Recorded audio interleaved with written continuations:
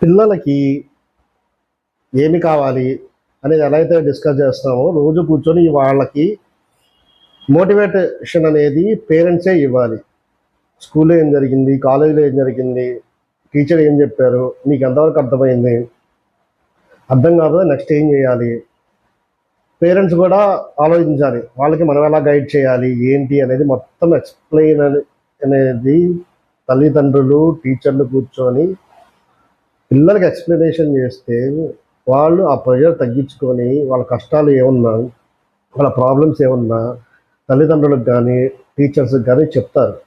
చెప్పినప్పుడు మనం కూడా విన్నది దాన్ని ఎలా సాల్వ్ చేయాలని మనము ఆలోచిస్తే ఈ ప్రాబ్లమ్స్ ఉండవు. అందరూ అంతే అంటారులే, పిల్లలకి వాళ్ళకేం తెలుసు, వాళ్ళకి ఏం కావాలో మాకు తెలియదా అని మీరు ఫీల్ అయ్యి పిల్లల్ని ఇబ్బంది పెడితే తర్వాత బాధపడేది తల్లిదండ్రులే, టీచర్లు కాదు, ఆ విద్యా సంస్థలు కాదు.